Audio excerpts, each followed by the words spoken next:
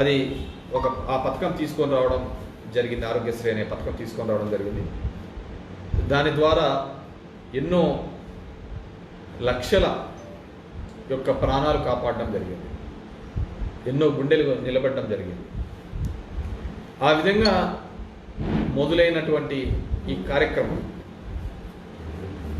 తర్వాత ఎవడొచ్చినా, ఏ నాయకుడు వచ్చినా కానీ వాటిని ముందుకు తీసుకొని ప్రయత్నమే చేశారు, నిలపాలనే ఆలోచన చేయలేదు.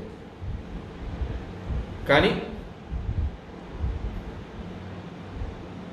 దాన్ని ఎన్హాన్స్ చేసుకుంటూ పోయే వాళ్ళు, దాన్ని పెంచిన నాయకుడు ఎవరైనా ఉన్నారంటే, ప్రభుత్వం ఏదైనా ఉందంటే అది ఒక వైఎస్ఆర్ ప్రభుత్వమే, వైఎస్ఆర్సీపీ ప్రభుత్వం.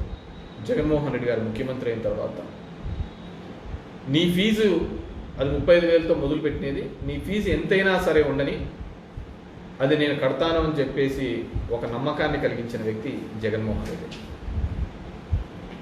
అదేవిధంగా ఆరోగ్యశ్రీ అనే దాంట్లో సుమారు 2,000 పైచిలుకు జబ్బులు కూడా దాంట్లో కలిపి వాళ్ళకు మెరుగైన వైద్యం చేయించిన వ్యక్తి జగన్మోహన్ రెడ్డి గారు. సరే, ఈరోజు 5న మేము చేసే ధర్నాకి దానివల్ల ఆ చదువుకున్న వాళ్ళు, ఫీజు కట్టలేని వాళ్ళ ఇబ్బందులు, వీటన్నిటి గురించి కూడా మీ దృష్టికి తీసుకొని రావాలి. కాబట్టి ఎందుకంటే చంద్రబాబు నాయుడు గారు ఎప్పుడు చెప్తూ ఉంటారు, విజన్ 2020 అన్నాడు, ఇప్పుడు విజన్ 2047 అని. సో అప్పటికి ఎవరు ఉంటారో ఎవరు పోతారో తెలియదు. కానీ మనము మన ఇన్వెస్ట్మెంట్స్ పెడతా అంటాము, మేము పెట్టుబడి అంటూ ఉంటాము. ఏంటి ఆ పెట్టుబడి అంటే ఏంటి? 2047కు నువ్వు ఉంటావో తెలియదు, నేను ఉంటానో తెలియదు. కానీ మనం పెట్టే పెట్టుబడి ఏంటి అంటే అది పబ్లిక్ జనం యొక్క చదువుల మీద, వాళ్ళకు ఆ ఉన్నతమైన చదువులు కల్పించాలి అనే ఒక ఆలోచనే మనం పెట్టే ఇన్వెస్ట్మెంట్. మనం చేసే ఇన్వెస్ట్మెంట్ ఏంటి అంటే ఆ పేదవాళ్ళకు మనం చదువు కల్పించడమే అనేది. దీని గురించి చాలా పెద్దగా చెప్పక్కర్లేదు. ఒక పేద మధ్యతరగతి కుటుంబంలో వాళ్ళు సంపాదించిన సంపదలో 60 నుంచి 80% కేవలం విద్యకు, వైద్యంకి ఖర్చు చేయబడతారు. ఒక పేదవాడు తన కష్టం ఇంకోటికి రాకూడదు, ఒక మధ్యతరగతి వాడు నేను పడిన ఇబ్బంది నా కొడుకులు కానీ నా బిడ్డలు కానీ పడకూడదు అంటే, వాళ్ళు మెరుగైన సమాజంలో బాగా తలెత్తుకొని తిరగాలి అంటే దానికి ఒకటి విద్య ఒకే ఒక కారణం. అది ఎవడింట్లో అయినా కానీ, డబ్బులున్నోడింట్లో అయినా కానీ, ఇంకోటింట్లో అయినా కానీ, ఇప్పుడు లక్షలు పెట్టి ఎందుకు చదివిస్తుంటారు? వేలు పెట్టి ఎందుకు చదివిస్తుంటారు అంటే తన కష్టం రాకూడదు, పిల్లలు మంచి సామాజికంగా సమాజంలో తలెత్తుకొని ఉండాలి, బాగా ఉండాలి అనే ఉద్దేశంతోనే కదా. ఆ విధంగా ఒక ఎక్స్పోజర్ వస్తుందనే కానీ. ఈరోజు కన్నా మీరు చూస్తే అటువంటి ఇన్వెస్ట్మెంట్ జగన్మోహన్ రెడ్డి గారు పిల్లల చదువు మీద పెట్టడం జరిగింది. వాటికి చాలా చేయడం జరిగింది. స్కూల్స్ బాగా చేయించడం జరిగింది, కాలేజెస్ బాగా చేయించడం జరిగింది, నాడు నేడు అనే కార్యక్రమం తీసుకొని రావడం జరిగింది. డిఫరెంట్ ఇవి చేసుకుంటూ రావడం జరిగింది. దగ్గర మనం లెక్కల్లో చూస్తే కదా చంద్రబాబు నాయుడు 2,800 కోట్ల రూపాయలు బకాయిలు పడింది ఈ గవర్నమెంట్ స్టార్ట్ కాకముందు,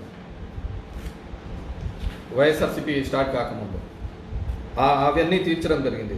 దగ్గర పిల్లల హైయర్ ఎడ్యుకేషన్కి సంబంధించి 18,000 కోట్ల రూపాయలు ఇంక్లూడింగ్ వసతి దీవెన 20,000 రూపాయలు ఆ హాస్టల్స్లో ఉన్న దానికి ఆ ఫీజుకి సంబంధించి 20,000 రూపాయలు కూడా ఇప్పించే కార్యక్రమం చేయడం జరిగింది. ఈ విధంగా మెనీ రిఫార్మ్స్. ఇది కేవలం డబ్బులే కదా, వీఆర్ ఇన్వెస్టింగ్. నాకు బాగా గుర్తు, మీరు ఎవడైనా కానీ ఇప్పట్లో ఉన్న పిల్లలు మీరైనా కానీ మన గుండెల మీద చేసుకొని చూడండి. రాజశేఖర రెడ్డి గారు ఇచ్చిన ఫీజు రీయింబర్స్మెంట్ అదొక ప్రోత్సాహకంగా మీ ఇంట్లో మీ కుటుంబ పరిస్థితులు, మీరు సాఫ్ట్వేర్ జాబో లేకుంటే ఇంకో ఉద్యోగమో చేస్తున్నప్పుడు ఆ ఫీజులు కట్టించినది ఎవడు? అది రాజశేఖర రెడ్డి గారు కట్టించిన టైంలోనా కాదా? మళ్ళీ మన 5 సంవత్సరాలు ఆ ఫీజులు కట్టిన ఎవరైనా ఉన్నారు అంటే అది రాజశేఖర రెడ్డి గారు ఉన్న హయాంలో జగన్మోహన్ రెడ్డి గారు మీ ఫీజులు కట్టారా లేదా అనేది మీరు ఆలోచించండి. మీ అకౌంట్ స్టేట్మెంట్లలో చూడండి. అంతకంటే ఎవరు ఒక పేదవాళ్ళు మిగతా రాష్ట్రాల్లో పోయి చూడండి, అక్కడ పడుతున్న ఇబ్బందులు చూడండి. ఒక పేదవాడు చదువుకోవాలంటే తను పడుతున్న కష్టం గురించి చూడండి. ఒక పేద మధ్యతరగతి కుటుంబంలో ఉన్న ఇబ్బందుల గురించి చూడండి.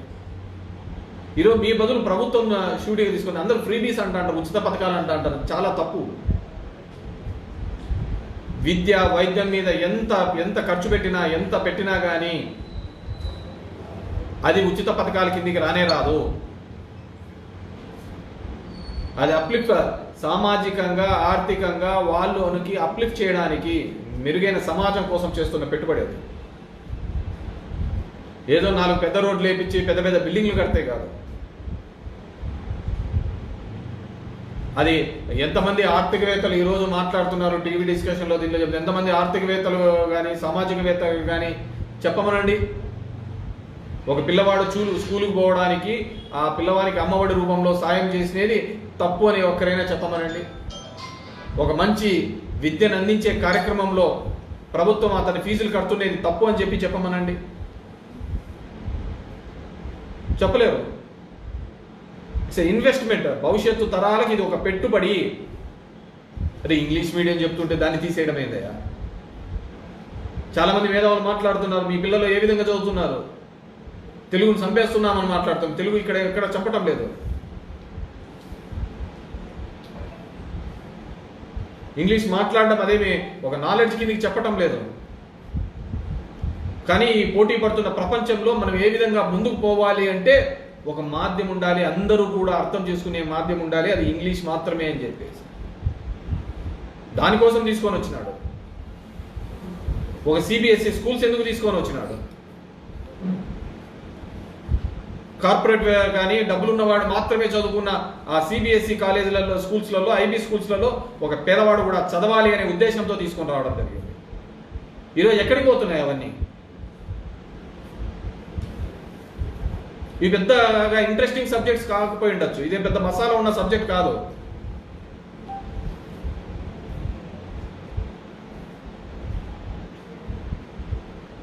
కానీ ఇదే భవిష్యత్తు తరాలకు ఇదే ఇంట్రెస్టింగ్ సబ్జెక్ట్. మన భవిష్యత్తు, మన పిల్లల భవిష్యత్తు, నా కష్టం రాకూడదని ఆ పిల్లల్ని చదివించే ప్రతిసారి కూడా ఏ ప్రభుత్వం ఏ విధంగా సాయం చేసింది, మన సమాజం ఏ విధంగా తయారైందంటే అది నాతో కావచ్చు, ఎవడైనా కావచ్చు. ఎవరైనా సాయం చేస్తే తొందరగా మర్చిపోతాం, ఎవరైనా చేయకపోతే అది బాగా గుర్తుపెట్టుకుంటాం. సాయం చేసినోని మరవకూడదు అనే ఇంకిత జ్ఞానం లేకుండా పోయిన సమాజంలో బతుకుతున్నాం. సాయం చేసినోని మర్చిపోతాను, ఎవడు చేయలేదో నాకు అది చేయలే అని చెప్పేసి వాళ్ళకి జీవితాంతం గుర్తుపెట్టుకుంటాను.